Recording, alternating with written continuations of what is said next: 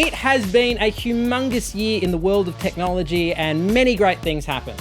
But who cares? We're talking about what went wrong. What were the biggest fails in technology in 2015? To debate that, our extra big panel this week, Campbell Simpson is the editor of the technology website Gizmodo Australia.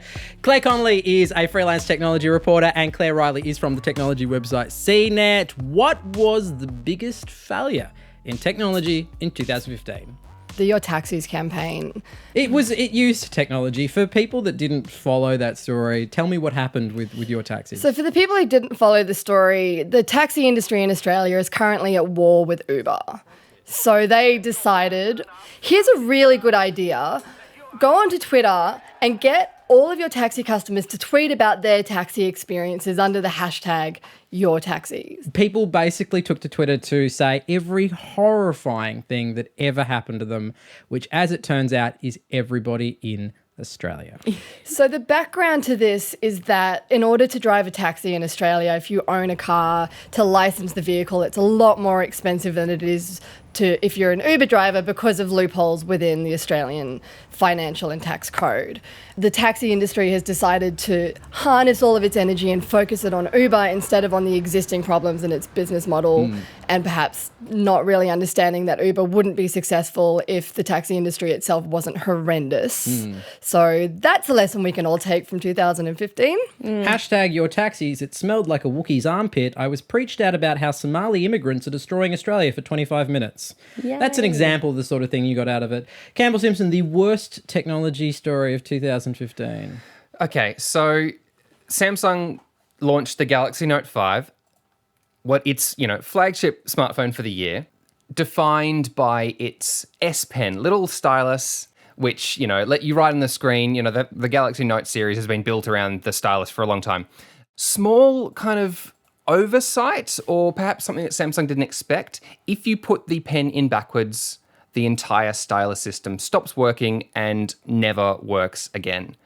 When you're dropping, $1,200 on a phone and you put the pen in the wrong way, which it's possible. It's easy to do because possible to do in a dim room. It's a tube. I'm going to jump in here. It's not like you're turning it slightly around and putting it in. It requires the pen to be flipped 180 degrees and kind of rammed in a difficult way, doesn't it? I think if you give your phone to a small child, it is more than likely to happen, I would say, especially when you've got something that, like the big difference between the Note 4 and the Note 5 is that you can literally click the pen like a normal pen.